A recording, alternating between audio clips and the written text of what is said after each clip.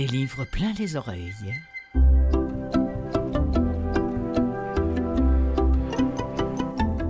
Salut tout le monde, comment allez-vous? Je m'appelle Clotilde Sey, je suis en direct ou presque du chic studio de Canal M qui produit ce balado hebdomadaire qui porte bien son nom, Des livres plein les oreilles, puisqu'il ne se consacre qu'aux livres qui s'écoutent. Cette semaine, on va faire connaissance avec un nouveau joueur dans le domaine du livre audio, mais pas dans le domaine de l'édition.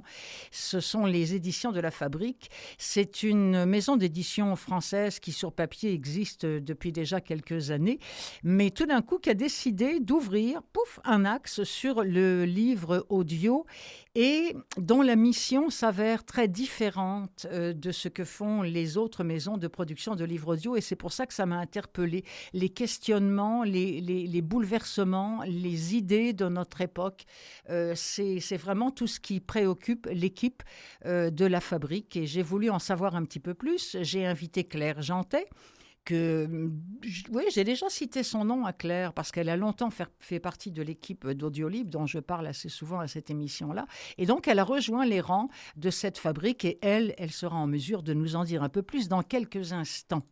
En seconde partie, Gérald Cousineau a écouté pour vous Mon vrai nom est Elisabeth d'Adèle Yon. Et j'ai pour finir des nouveautés à vous soumettre dans le domaine du livre audio. Nouveautés du Québec avec Le jeu qui voulait ma peau de Magali Laurent. Je suis drôle de David Fuenquinos qui ne doit pas être prêt parce que je pensais qu'il le serait, mais finalement, il n'y a pas d'extrait. Alors, je vous en parlerai une prochaine fois. Mais je vais vous parler de Vamos, le dernier livre d'Olivia Ruiz, lu par elle. Mais d'abord, direction Paris. Le but de La Fabrique, c'est quand même de subvertir l'ordre existant. Les éditions La Fabrique présentent.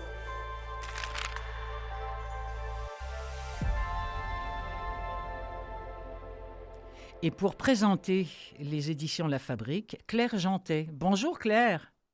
Bonjour Clotilde. Je vous présente comment, Claire, directrice artistique chez Fabrique du livre audio. Quel serait votre titre, comme on dit pompeusement? Éditrice livre audio. Éditrice livre audio, Livre en audio, toute simplicité. Voilà. C'est nouveau pour vous aussi, Claire? Pas le livre audio. Oui. Pas alors, le livre pas audio. non, Voilà. oui. Alors avant, mon titre, c'était éditrice et responsable de production. Oui. Et c'est vrai qu'il n'y a pas d'appellation définie pour l'univers du livre audio. Alors, soit on garde le vocabulaire de l'édition et on s'appelle éditrice de livre audio, soit on part du côté de la radio et du podcast et on s'appelle productrice. Donc, Et là, vous êtes donc rendu aux éditions La Fabrique. Évidemment, je suis allée lire un peu sur le sujet. Je voulais savoir ce qu'était cette maison d'édition française-là, qui est au départ une maison d'édition de livres papier. Elle est née quand, cette maison d'édition-là, Claire? Elle a été fondée en 1998 par Éric Hazan, que vous Ouais. avez pu entendre dans le générique à l'instant. Ah! Voilà, il est décédé aujourd'hui, mais c'est issu d'une vidéo d'archives. L'équipe qui dirige aujourd'hui La Fabrique, Stella et Jean, souhaitait que sa voix soit présente pour ouvrir Ah! cette nouvelle collection. Oh, que c'est touchant! Alors, Oui. pourquoi tout d'un coup, ils ont décidé de se lancer dans cette aventure, pour ne pas dire cette galère? En tout cas, ici au Québec, c'en est une, mais je sais en France, c'est quand même pas pareil. Mais donc, qu'est-ce qui les a poussés tout d'un coup à dire, tiens, et si on en faisait des livres audio? L'envie d'attirer un nouveau public. Enfin, en fait, l'écoute des livres audio se développe de plus en plus en France, y compris auprès d'un public plus jeune, autour de 30 ans. Et l'équipe éditoriale de La Fabrique est vraiment attentive aux nouvelles formes éditoriales et s'est dit que c'était le bon moment pour se lancer eux-mêmes et garder la maîtrise surtout de leur collection audio plutôt que de vendre leurs droits à des marques audio ou à des grands groupes. Ils préfèrent faire Bravo, eux-mêmes. Voilà, bravo, ils sont fabricants de A à Z. bravo, oui, j'adore. Et leur mission est très différente de tout ce qu'on connaît sur le marché en ce moment. Tout à fait. Historiquement, la maison d'édition est très ancrée à gauche, avec des textes engagés et militants. Et c'est encore le cas aujourd'hui. Et ça peut être aussi bien des ouvrages de politique, philosophique, de sociologie, ou plus réflexif avec, l'idée soit de témoigner du passé, soit de réfléchir sur le présent, que ce soit, l'écologie, le féminisme, le racisme, Mmh. ou les mutations urbaines, par exemple. J'ai lu quelque part que il ne faisait travailler que ses amis. C'est Alors vrai? peut-être que quand il l'a fondé en 98, mais aujourd'hui, bon, vu l'ampleur du catalogue, je D'accord. voilà, en tout cas que des auteurs qu'ils apprécient, ça c'est Ça, sûr c'est sûr. Non, mais je voulais sûr, pas ouais. vous embarrasser avec cette question-là, parce que justement, c'est pas parce que ce sont des amis que ce sont des mauvais auteurs. Moi, je suis allée écouter beaucoup de choses, je suis allée lire aussi ce qu'ils proposent dans leur catalogue. On parle de gens qui savent écrire, on parle de gens qui savent penser, qui savent réfléchir, qui savent amener une discussion sur la table. Ça, c'est très, très clair. Regardez ce que je vous propose, Claire, parce qu'on va écouter quelques extraits de livres nouvellement parus par La Fabrique, nouvellement édités en audio. Je voudrais qu'on commence peut-être par le rap, parce que c'est vrai que le rap, ça a été un phénomène social incroyable. Et il y a quelqu'un, il s'appelle Mehdi Maizi, qui s'est penché sur le prix. Le rap a gagné, mais à quel prix? Parlez-nous-en un petit peu de ce bouquin.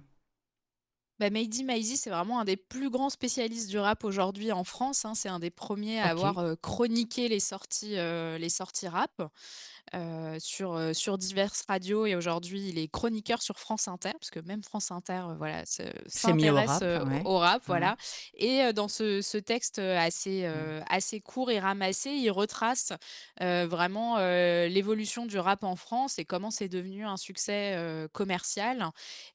Et aussi, il a cette richesse de pouvoir présenter toutes les nuances du rap, du plus indé au plus, commercial Mm. et il lit lui-même, son texte puisque sa voix, en tout cas, est connue pour les auditeurs, de rap.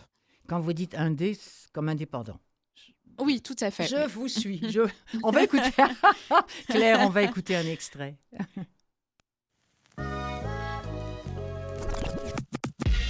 Depuis plus de 10 ans aujourd'hui, je passe le plus clair de mon temps à parler de rap. Dans le privé, avec mes amis, mais essentiellement au micro, dans le cadre de mon travail. Je ne compte plus le nombre d'émissions que j'ai animées pour réagir souvent à chaud à l'actualité foisonnante d'une musique au rythme frénétique, une musique qui ne dort jamais et ne cesse d'abreuver son public de nouvelles chansons. Au cours de ces 10 dernières années, on a aussi vu le rap adopter un nouveau statut, celui, justifié ou non, de musique numéro 1, de genre le plus populaire, un statut acquis grâce à l'avènement du streaming qui a largement contribué à offrir un nouvel âge d'or commercial à des artistes qui avaient de plus en plus de mal à vendre des CD. C'est dans ce contexte que j'ai eu l'opportunité de devenir journaliste rap à temps plein. Une reconversion professionnelle dont je n'aurais pas osé rêver quelques années auparavant et qui s'est présentée à moi comme un miracle. Ce changement de vie m'aura permis d'accompagner de façon privilégiée ce mouvement et ses évolutions. Mais quand on a le cerveau immergé dedans comme je l'ai eu, on a parfois du mal à prendre du recul. Décrypter l'arrivée de PNL, les placements de Hamza ou l'écriture de SCH, je l'ai fait et j'espère l'avoir bien fait. Mais avoir l'occasion de nourrir une véritable réflexion sur la transformation de cette musique, de son public ou de cette industrie, très compliqué à faire quand on doit écouter absolument tous les albums qui sortent chaque vendredi. Ce livre est un pas de recul sur l'agitation du rap francophone. C'est devenu facile de parler de ce qu'il se passe dans cette musique. Et si j'essayais non pas de parler, mais de prendre le temps de réfléchir plus globalement à ce qu'il se passe et de me faire violence en me remettant à écrire. Le simple fait d'écrire plutôt que de parler, de pouvoir choisir les mots plutôt que de devoir réagir à chaud dans des émissions effrayées par le silence, change complètement la dynamique de la pensée. C'est un livre qui arrive aussi à un moment crucial à la fois dans ma vie et dans celle du rap francophone. En ce qui me concerne, j'ai fêté au mois de janvier 2026 mes 12 années de journaliste rap. Je ne compte pas les années de bénévolat qui ont commencé en 2008. L'approche de la quarantaine dans une musique obsédée par la jeunesse nous amène forcément à nous questionner. Est-ce qu'on a fait le tour de cette musique ? Et surtout, est-ce qu'on a encore quelque chose à apporter à cette musique ? Dans le même temps, le rap semble être dans une phase de transition. Après que l'on s'est gargarisé de sa bonne santé pendant des années, nombreux sont ceux qui se plaignent désormais d'un rap plus standardisé, moins novateur. Quand on devient aussi populaire et donc pop Par extension, est-ce qu'on peut encore rester excitant ? Autant de questions auxquelles cet ouvrage n'est pas sûr d'apporter des réponses, mais auxquelles il livrera au moins des éléments de réflexion. En saisissant quelques sujets centraux du rap francophone, j'essaie d'analyser la manière dont cette musique s'est métamorphosée et les enjeux qui, à l'avenir, vont se présenter à elle. Nous sommes tous d'accord pour dire que le rap a gagné, mais à quel prix ?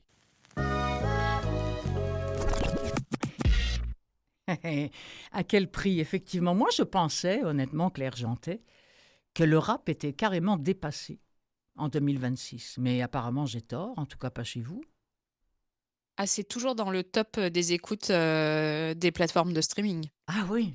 Bon, alors écoutez, je vais retourner à ma chanson française.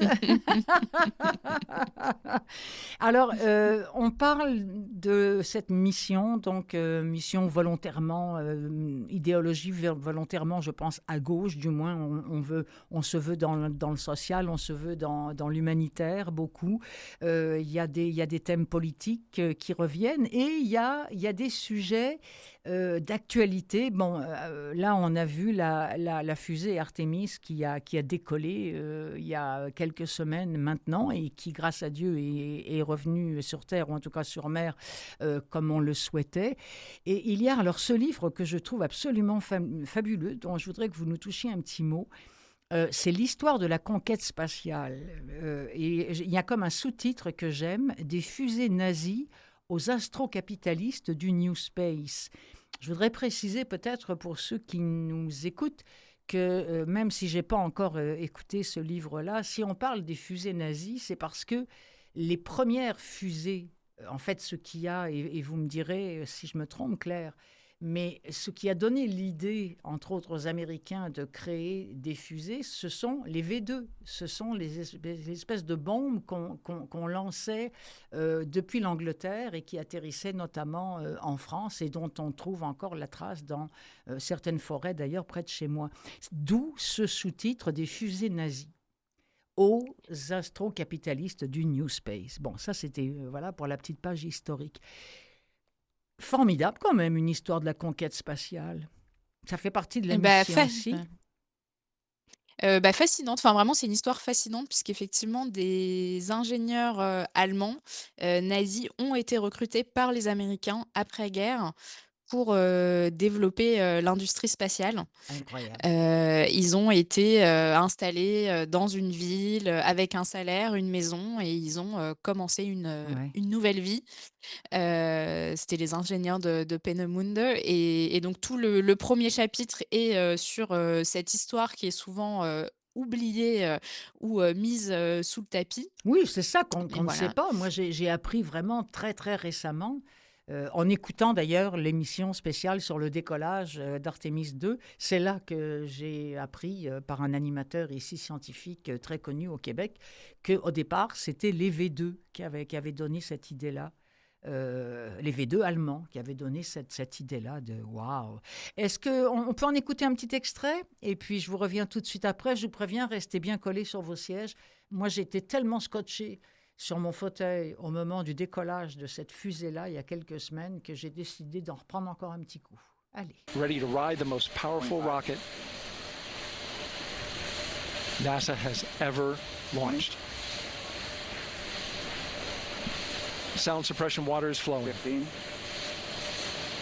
And here we go. 10, 9, 8, 7. RS-25 engines lit. 4, 3, 2, 1. Booster ignition. And liftoff. The crew of Artemis II now bound for the moon. Humanity's next great voyage begins. Good roll pitch. Roger, roll pitch. Je voudrais tous vous remercier pour le soutien exceptionnel que vous avez toujours apporté au programme. Car sans les relations publiques et une bonne présentation de ces programmes au public, nous n'aurions pas pu le faire. Wernher von Braun, directeur du centre de vol spatial Marshall de la NASA, s'adressant à la presse après l'atterrissage d'Apollo 11 sur la Lune, le 22 juillet 1969. La désignation de l'espace commence souvent à la manière des mauvaises dissertations. De tout temps, les hommes auraient levé les yeux vers le ciel et désiré s'y projeter physiquement, assouvissant par ce biais un besoin de conquête consubstantiel à leur nature profonde. L'espace, comme le fantasme dit disséminer l'espèce humaine, convoque tout à la fois des pensées oniriques, pacifistes et futuristes.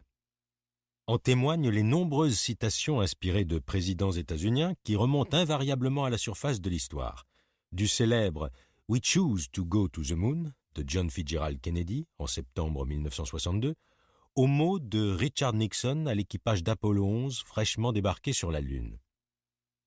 Et alors que vous nous parlez depuis la mer de la tranquillité, cela nous inspire à redoubler d'efforts pour apporter la paix et la tranquillité sur Terre.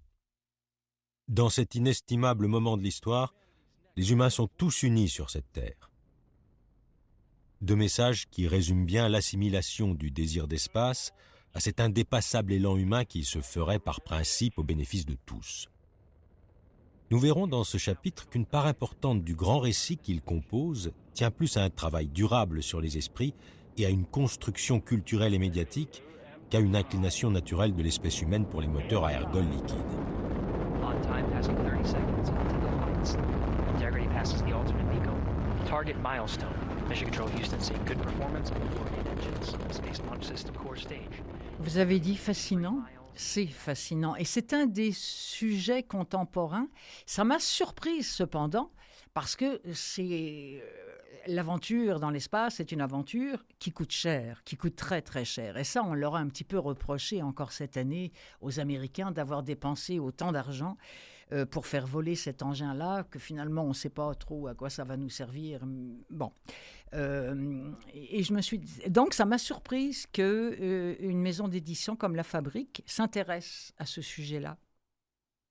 Parce que c'est une histoire très critique, en fait, Ouais. de la conquête spatiale, à la fois en rappelant ses origines liées au nazisme, mais aussi en interrogeant tout le mythe autour de cette conquête, s'installer sur une autre planète et de faire Ouais. rêver, en fait, des millions de personnes à coups de films, d'histoires, voire de musique. Oui, c'est vrai. Et c'est l'intérêt aussi de ce Ouais. livre qui a été écrit par 2 sociologues, c'est qu'il y a toute une partie historique, mais aussi il y a toute une partie d'analyse de l'imaginaire, d'histoire culturelle et comment ça peut être aussi utilisé, comme soft power et puis ça va jusqu'au, on va dire aux lubies ou aux désirs, d'Elon Ouais. Musk. Ouais.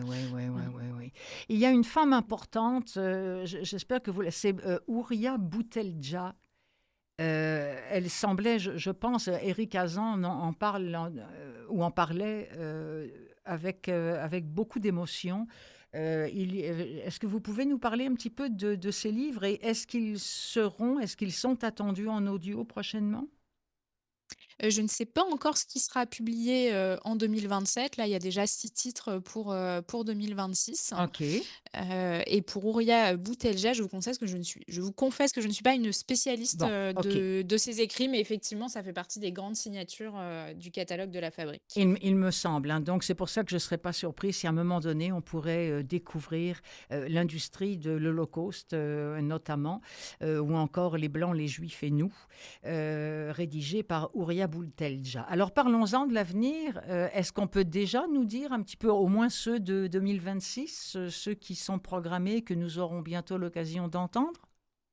Bien sûr, le prochain, ce sera excusez-moi, Rester ba Rester barbare de Louisa Yousfi, qui est un texte, vraiment coup de poing où, cette autrice, s'interroge sur, comment rester soi-même, comment ne pas se laisser entièrement, absorber par la culture, occidentale, par, la culture, des anciens, colons et elle fait référence, en fait, avec ce titre, à une citation de Kateb Yassine, un écrivain, algérien, Ouais. qui disait justement: il faut rester barbare et conserver quelque chose Hmm. de cette barbarité dans la langue» et c'est lu par, Mouna, Soualem, qui est, une actrice, exceptionnelle et ça sortira, bah, le 18 mai, donc vous voyez dans 10 jours. Oui. C'est-à-dire que nous, comme l'émission va passer d'ici 2 semaines, ce sera déjà sorti, puis c'est Ce génial. serait C'est parfait. exactement. Dites-moi, vous me tendez une perche, vos livres, on se les procure directement sur votre site? Il n'y a pas de vente directe, par contre, ils sont disponibles sur, toutes les plateformes. Bon, boucle Voilà, que d'oreille, enfin, voilà exactement, je sais pas ce que vous utilisez, mais Vivlio, Kobo, Audible. En France, Spotify distribue maintenant aussi des livres audio, oui, Nextory, enfin oui. voilà, normalement, vous le trouverez absolument, partout. Mais c'est ça qui est génial et c'est pour ça d'ailleurs que cette émission consacrée aux livres audio, il y est beaucoup aussi question de livres qui sont produits partout dans la francophonie parce qu'avec le net aujourd'hui, c'est peut-être grâce aux fusées, mais toujours est-il qu'on peut avoir un accès absolument partout, quoi, à toutes les productions et ça c'est merveilleux. Vous savez, à une époque, il fallait se faire envoyer les bouquins par la poste. Nous, ils vont même enlever la poste. Là. Je ne sais pas comment c'est chez vous, mais nous, on a décidé que, hop, là, il n'y aurait plus de facteurs, il n'y aurait plus tout ça. En tout cas, il y aura plus de boîte aux lettres individuelles. C'est fou, Heu, c'est triste. Hein. oui, ça paraît hallucinant. Ça paraît hallucinant, et ben c'est là qu'on est Ouais. rendu. On va tout recevoir en ligne. Voilà, qu'est-ce que vous voulez que je vous dise. Bon, moi, à l'âge que j'ai, à l'âge de mes artères, mon ami, euh, vous comprenez ce que je veux dire. Mais je m'inquiète un petit peu pour les petits jeunes des autres. Vous avez parlé très justement, je suis contente que vous l'ayez fait, Claire, de rester barbare. Je propose qu'on en écoute un extrait. Les éditions La Fabrique présentent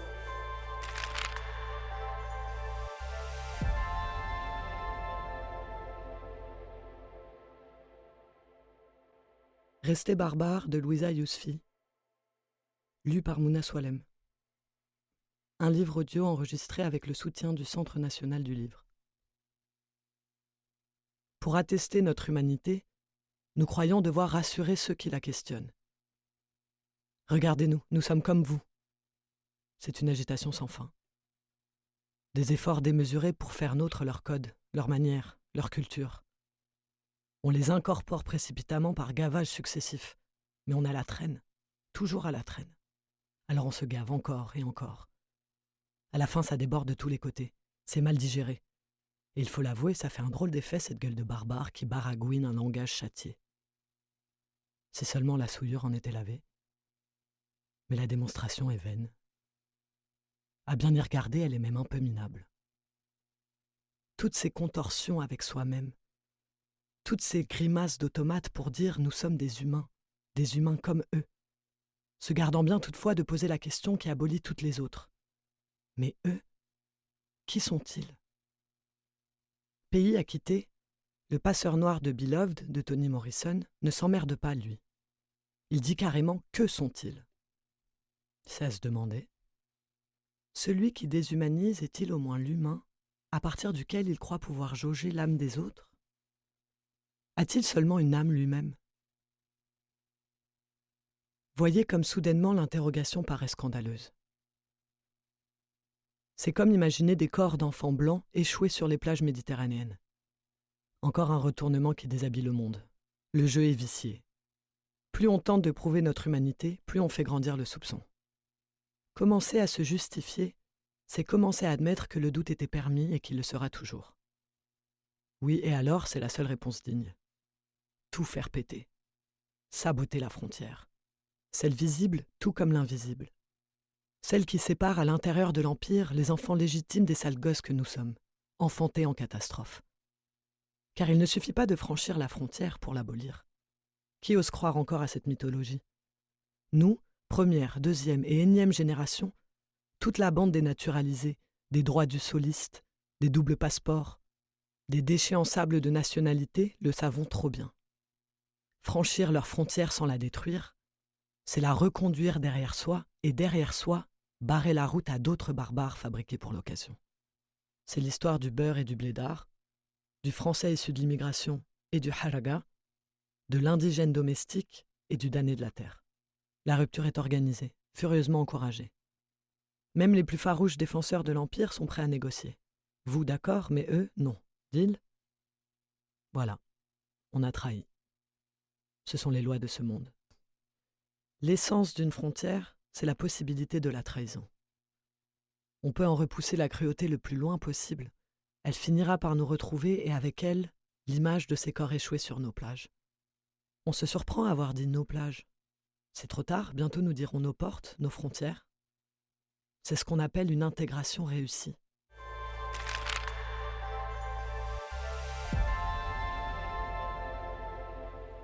Ça, c'est ce qui s'appelle savoir écrire. L'essence d'une frontière, c'est la possibilité d'une trahison. Mm. Ah, celle-là, je l'ai entendue, je l'ai réentendue, réécoutée, écrite et réécrite. Je la trouve tellement belle. On en dresse encore partout en ce moment des frontières, alors on sait que ce sera, comme c'est si joliment écrit, la possibilité d'autant de trahisons. Je vous rappelle qu'on vient d'écouter un extrait de Rester barbare de Louisa Youfsi. Voulez-vous me répéter le nom de l'autrice? Je ne l'ai pas trouvé. Vous voulez dire de la comédienne, je Pardon, pense. de la comédienne, pardon, oui, qui a lu ça. Mouna Soualem. Mouna Souelem. Eh bien, écoutez, chapeau, et puis chapeau aussi à cette autrice. Et puis, je voudrais citer Kateb Yassine, hein, qui est un peu la grande référence de ce livre-là, du moins la grande inspiration, et qui a écrit « Je sens que j'ai tellement de choses à dire qu'il vaut mieux que je ne sois pas trop cultivée. Il faut que je garde une espèce de barbarie. Il faut que je reste barbare. » D'où le titre « Rester barbare ». Absolument magnifique. Alors ça, c'est exactement dans la mission des éditions de La Fabrique. Claire Jeantet. Mais tout à fait, c'est de donner voix à tout le monde et plus particulièrement aussi à des voix qui parfois ont été un peu écrasées par l'européocentrisme. Et aussi, ils n'ont pas peur de textes où les auteurs ou autrices s'affirment, donnent leur avis. C'est toujours évidemment expliqué, justifié, mais il y a souvent, enfin, comme vous avez pu entendre ici, une parole forte qui se dégage des textes édités par La Fabrique. Ouais, et puis grâce à Dieu, vous êtes dans un pays, la France, nous sommes dans un pays ici, le Québec, le Canada, où on peut encore dire ce qu'on pense. Il y en a beaucoup qui seraient enfermés dans d'autres pays pour avoir tenu des propos comme cela. Effectivement, on a vu des exemples encore dernièrement. Oui, avec, comment il s'appelle, l'Algérien Boualem Sansal. Voilà, exactement, qui a fini par s'en sortir, mais à quel prix, quoi. Alors, écoutez, Claire Jeantet, ce fut un plaisir de converser avec vous. Ça passe vite, 26 minutes, mais que voulez-vous? Alors, je vous remercie de nous avoir présenté les éditions La Fabrique, qui, je le rappelle à nos auditeurs, se lancent dans la grande aventure du livre audio avec des livres qui font du sens, qui ont du sens, qui font réfléchir. C'est bien écrit, c'est bien lu, c'est formidable, et vous trouvez ça sur toutes les plateformes possibles et inimaginables, dont Spotify, Audible, bien sûr, Boucle d'oreille et d'autres. Claire Jeantet, je vous remercie beaucoup. Merci à vous. Je vous dis bonjour à toute l'équipe de La Fabrique, et puis bon vent, et on a très hâte de découvrir d'autres bouquins, et moi je les présenterai dans ce balado, des livres plein les oreilles. Salut. Salut.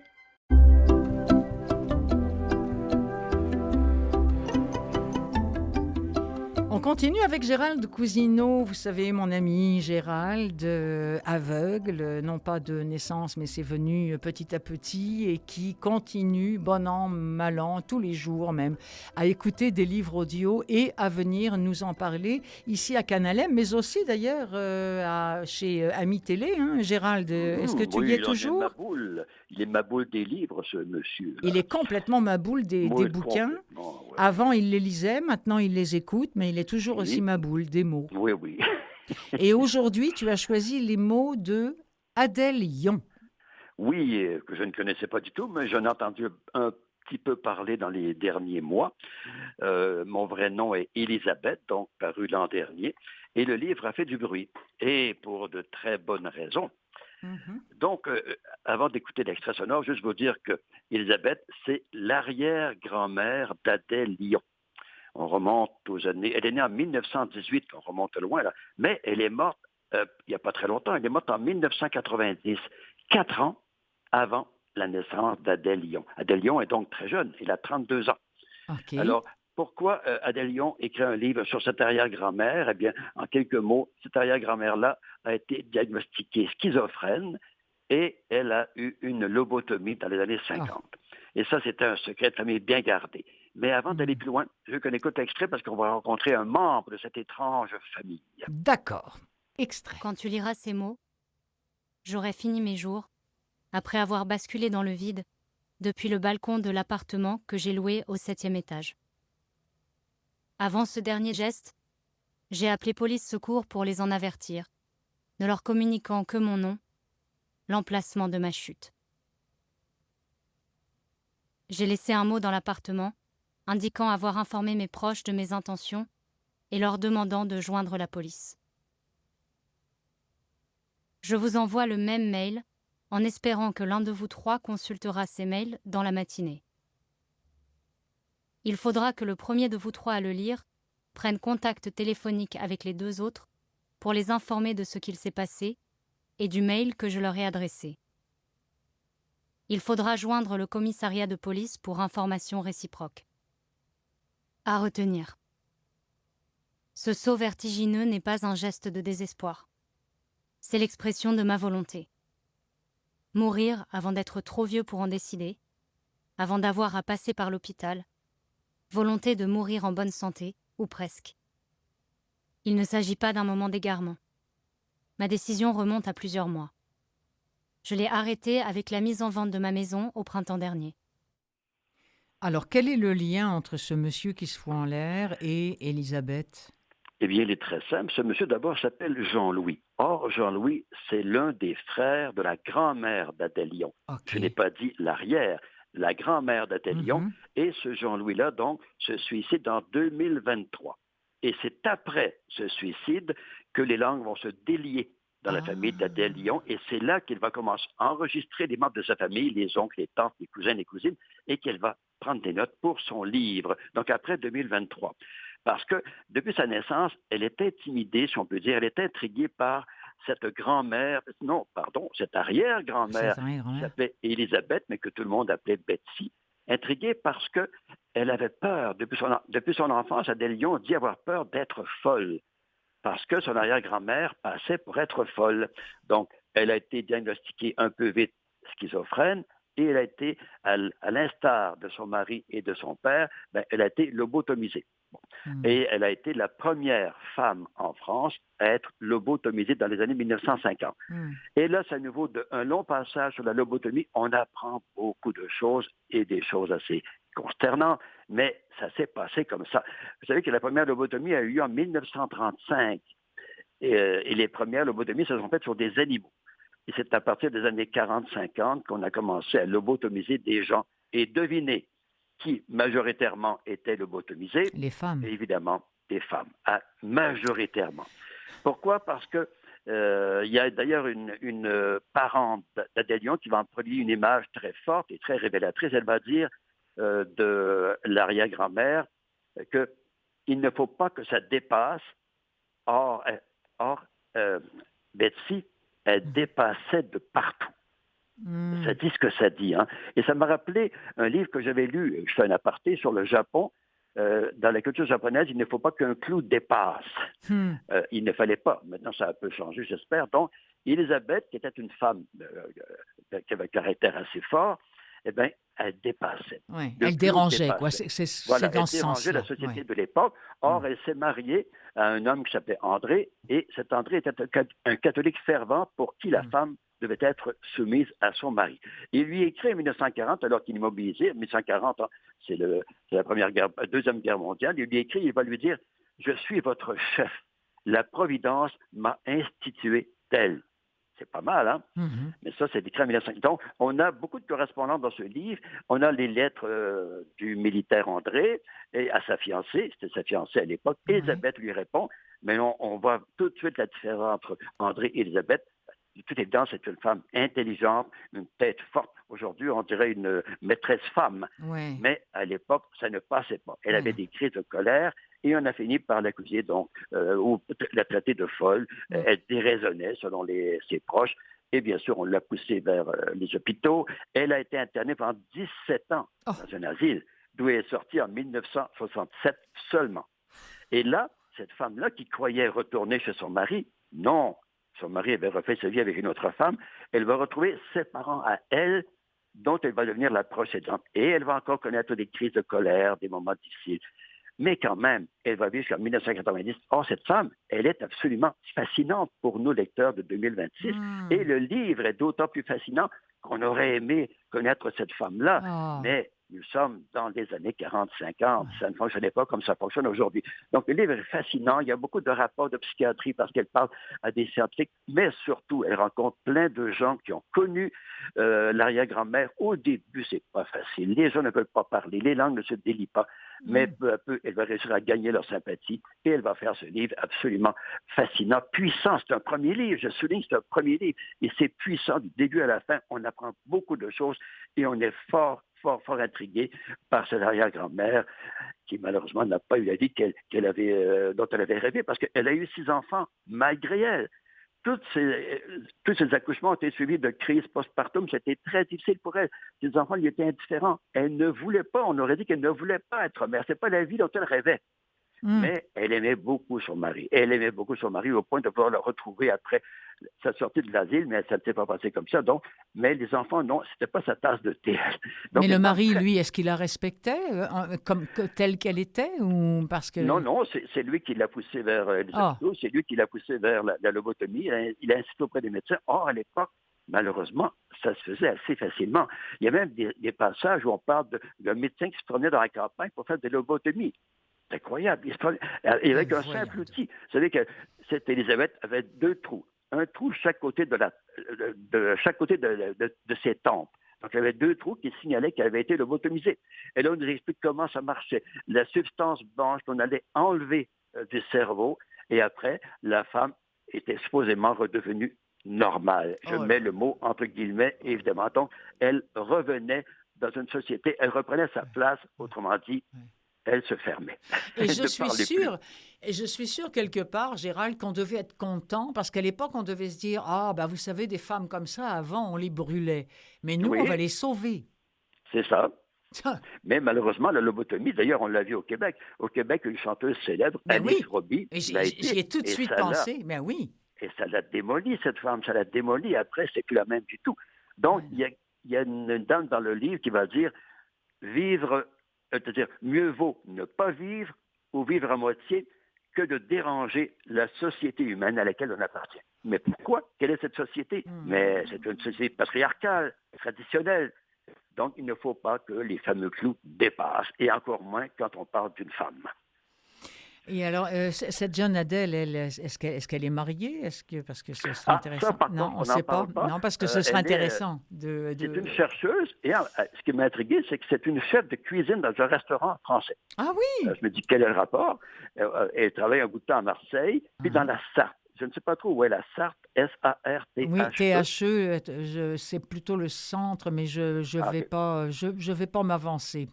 Donc voilà, on dit qu'elle est chercheuse et chef de cuisine. Mais le livre qu'elle a écrit, vraiment, c'est un livre puissant, je le répète, très formidablement bien documenté. Et l'écriture, aucun problème. Ça s'écoute, moi je l'ai écouté bien sûr, ça s'écoute très bien. Et encore là, on est vraiment submergé par la honte un peu. On se dit, c'est pas possible d'avoir traité une dame ou des femmes comme ça. Ben oui, ça s'est passé comme ça, il ne faut pas se le cacher. Incroyable. Histoire vraie qu'on n'a même pas besoin d'inventer. Malheureusement, ça a existé. Alors, pour les auditeurs qui viennent de se joindre à nous, Gérald Cousineau nous parlait de Mon vrai nom est Elisabeth, d'Adèle Yon. Encore un livre que je trouve formidable, mais essentiel. Il faut vraiment avoir lu ce genre de livre pour retourner dans le passé et savoir d'où on vient. Oui, voilà, c'est ça. Le poids de l'hérédité, la violence faite aux femmes, la psychiatrie au XXe siècle. Adèle Yon se demande si l'hérédité a joué un rôle. Et là, elle a peur. Elle dit, si l'hérédité, il y a pas quelque chose là-dedans, ça se fait que je devienne folle. Mais elle appelle ça la transmission héréditaire. Mais on n'en parle pas plus que ça. Non, puis en plus, elle a dû changer de vie parce qu'elle s'est bien rendue compte que cette arrière-grand-mère n'était pas folle. Elle était juste forte. Non, elle était même plus une intelligente que la moyenne. Exactement. C'était ça son problème pour les hommes. Bon, moi, elle osait être plus intelligente que les autres. En tout cas, je me dis que, mis à part l'intelligence, je pense qu'on m'aurait lobotomisé. Allez. Alors, sur ces bêtises, cher ami, on se retrouve très rapidement, peut-être même la semaine prochaine, allez savoir.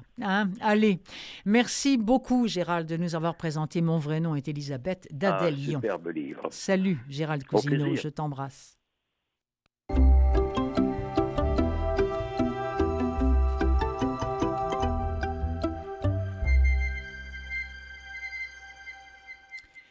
Lorsqu'un grand jeu de réalité explose, lorsque l'intelligence artificielle déraille, lorsqu'un jeu n'en est plus un, eh bien, on est dans ce livre audio qui s'appelle « Le jeu qui voulait ma peau », qui, évidemment, au départ, était un livre papier. « Le jeu qui voulait ma peau », écrit par Magali Laurent, c'est un livre de chez nous qui s'adresse à la jeunesse, aux ados.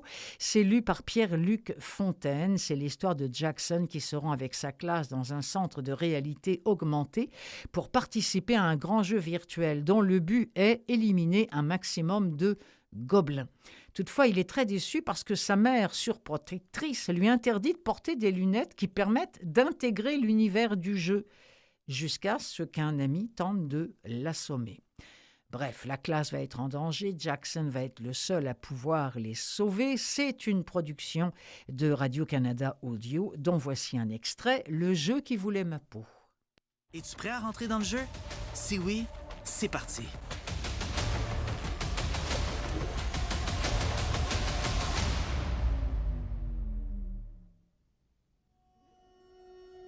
Prologue. Plein de casques.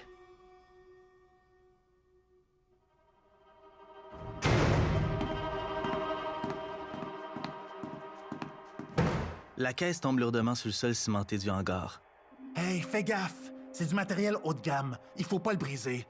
Hey, j'en ai plein mon dos, figure-toi. Ça fait des jours qu'on livre ces trucs aux quatre coins de la province. Puis il faut aller vite avec ça. Rouler de nuit de même. Je suis fatigué, là. Ce sont juste des lunettes, à ce que je sache. Je vois pas ce qui est si urgent. Juste des lunettes? Tu te fous de moi? C'est la dernière mode, ces gadgets. Le grand patron va piquer une crise si on les livre pas à temps pour le lancement du jeu. Ouais. Qu'est-ce que tu fais? Écrase cette cigarette-là tout de suite. Ça tombe bien? On a fini. Bon, moi je me tire d'ici. Les pas de l'homme résonnent dans le bâtiment presque vide. Son comparse lance un juron avant de vérifier que toutes les caisses ont bien été livrées. Finalement, il sort du petit hangar à son tour. L'ampoule au plafond s'éteint, puis une porte claque. Dans l'obscurité, les caisses semblent attendre qu'on les ouvre et qu'on commence à jouer.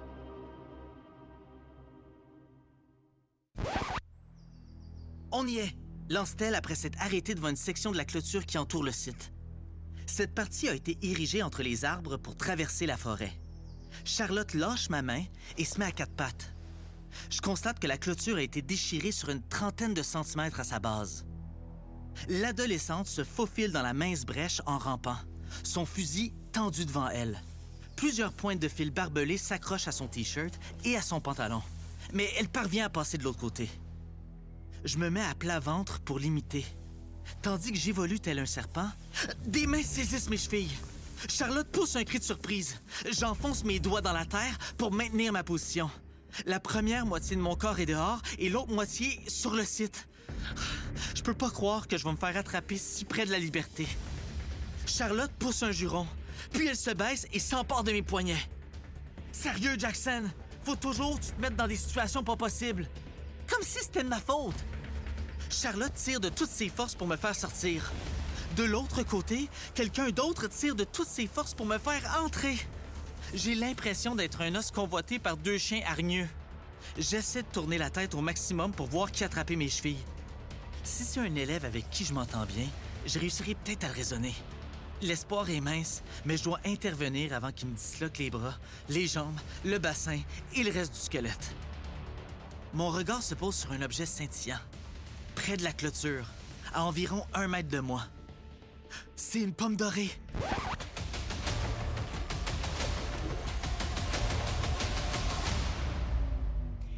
C'est écrit au Québec par Magali Laurent, c'est lu au Québec par Pierre-Luc Lafontaine dans les studios de Radio-Canada. Vous pouvez trouver ça sur le catalogue de Radio-Canada Audio. Le jeu qui voulait ma peau, et c'est gratos. Enfin bon, ça a déjà été payé par vos taxes, mais maintenant vous n'avez pas à repayer. Voilà, quand je vous dis que j'aurais été lobotomisé. Bon, alors, on va passer complètement à autre chose avec un... Ah, ça, c'est un livre que je rêve de lire depuis que je l'ai découvert tout à fait par hasard. Ça s'appelle « Passagère de nuit » au pluriel. C'est écrit par une Haïtienne du nom de Yannick Lahens. En audio, ça a été édité chez Lysis, lu par 2 voix.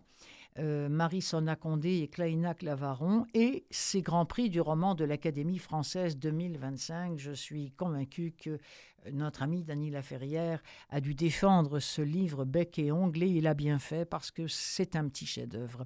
C'est un nouveau roman de Yannick Lahens qui a été écrit à Port-au-Prince alors qu'elle rend hommage, un hommage d'espoir et de résistance à une lignée de femmes dont elle est directement issue.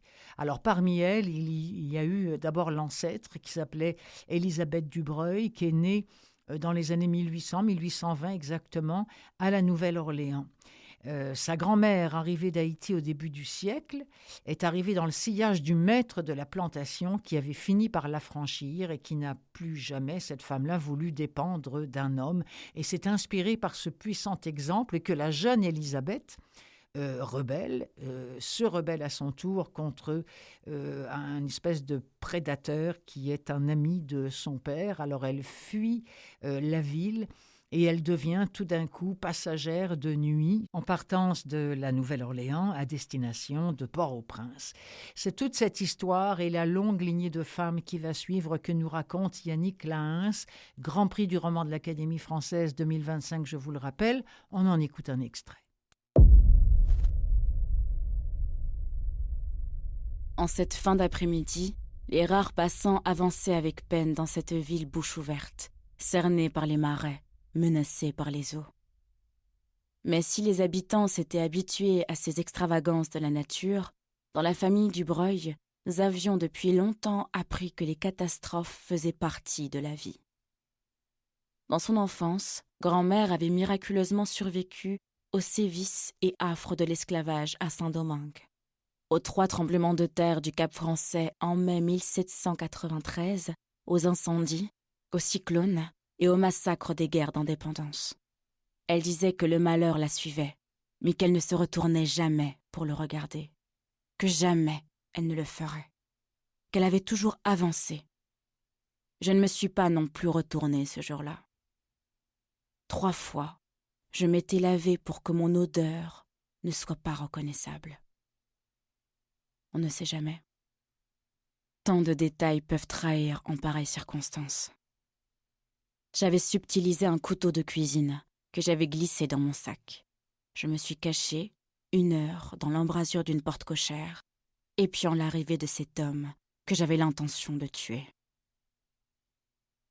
Et c'est en fixant un point au loin que je l'ai vu avancer dans ma direction. Une silhouette vacillante dans la nuit, encombrée de formes enchevêtrées. Il évitait les obstacles sur son chemin, en marchant très lentement. Comme beaucoup d'hommes blancs créoles, il avait une maîtresse, femme de couleur, qui logeait dans le quartier. Il connaissait donc bien cette rue qui menait au prochain pâté d'immeubles chez sa maîtresse. En le voyant arriver, j'ai posé un masque de carnaval sur le visage, changé mon tignon pour un foulard couleur brun jaunâtre, et me suis revêtue d'une veste achetée quelques jours avant au marché français. Je l'ai précédé de quelques pas.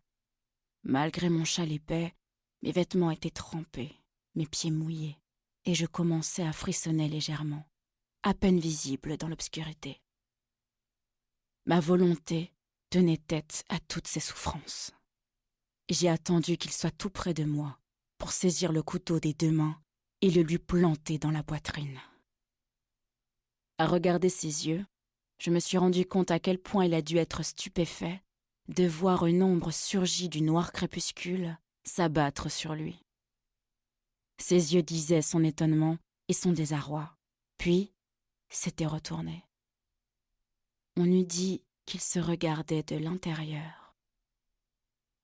Peut-être que toute sa vie s'était déroulée comme une suite d'images fugaces.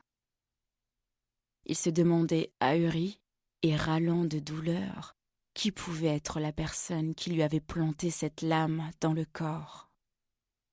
Il a tenté d'avancer en prenant appui sur le mur de l'immeuble au pied duquel je lui avais enfoncé la lame dans le flanc, mais au bout de quelques mètres, il est tombé sur le côté.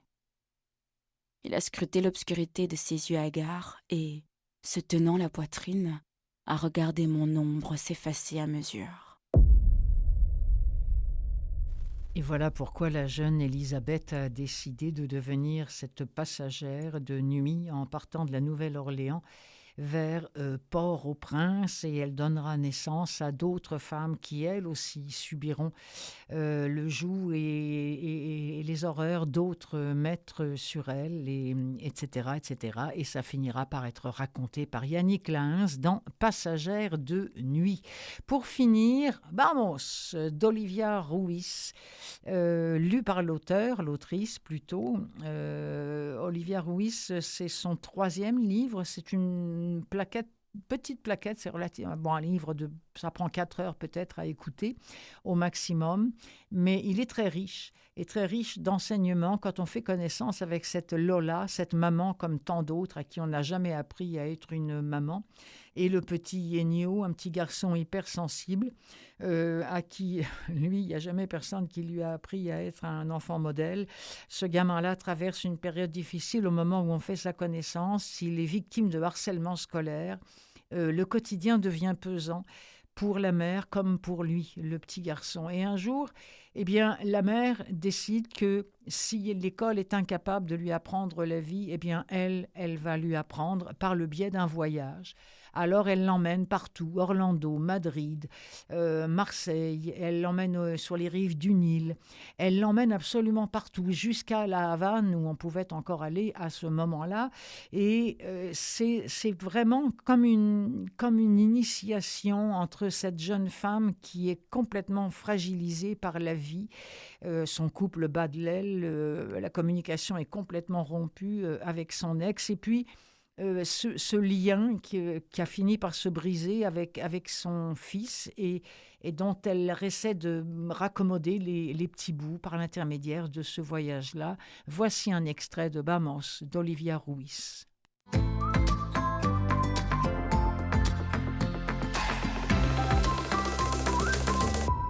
Je suis une mauvaise mère.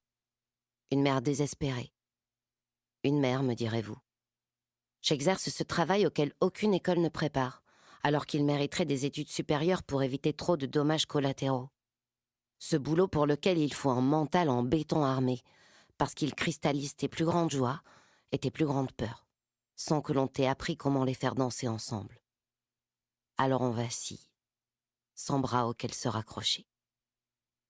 En réalité, plus qu'une mère, je suis une femme désespérée, à qui le manque d'amour a fait perdre la raison et qui reste attachée à l'objet de sa peine pour un motif incompréhensible. Tout n'est pas la faute de Nathan. J'avais un terrain, une sensibilité que même la brise agresse.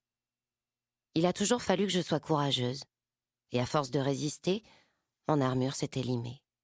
Je suis donc une femme désespérée et désespérante. On n'a pas le droit de se plaindre quand on a la vie que tu as. Je ne me plains pas, j'appelle au secours. Mais je dois crier à l'aide la bouche close, puisque personne ne semble m'entendre. Je suis trop émotive. C'est ce que disent les miens. Vous avez des papillons dans le ventre quand vous êtes amoureux. Les papillons et la panoplie qui va avec, jambes en coton, cœur bondissant, larmes qui grimpent jusqu'aux yeux, même si on fait tout pour les retenir dans la poitrine. Moi, les papillons, je les ai quand je vois rire un gosse dans la rue, et devant une œuvre qui me touche, face à mon Persil qui reprend de sa superbe après avoir frôlé la mort, en regardant un coucher de soleil après une belle journée, quand une amie à la fin du déjeuner dit « Je t'invite », lorsque je vois des gens se tenir la main, les vieux amoureux surtout. Mais ça, c'est peut-être parce que personne n'a pris ma main depuis plus de 10 ans. Il y a les papillons, mais il y a les corbeaux aussi. Je sens migrer chacun d'eux en moi par les mêmes symptômes. Alors Corbac et Mariposas se livrent une bataille sans merci qui me secoue jusqu'à l'épuisement. Parce que les corbeaux surgissent aussi souvent que les papillons. Voire plus. Un enfant qui pleure dans la rue. Un regard perdu dans le métro, un journal télévisé, une fleur qui se fane trop vite. Mon fils Ennio est le chef de cet orchestre de battements d'ailes qui me bouscule. En général, c'est sa joie qui fait éclore les papillons les plus gracieux et ma peur pour lui qui invite les plus puissants corbeaux.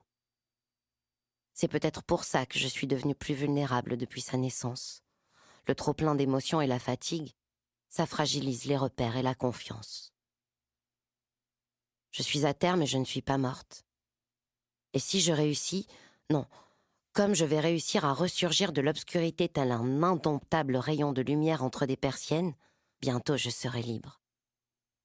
Bientôt je serai sevrée de cette dépendance à l'amour, du moins à l'affection et au sentiment de sécurité qui va avec. Comme je me suis guérie de mon addiction au travail, quand j'ai compris qu'elle était une fuite en avant. Bientôt, j'embrasserai ce joyeux bordel en vertu de ce qu'il révèle de mes forces. Bientôt, j'aurai réappris à danser sur des stilettos, sur un pied ou encore sur les pointes.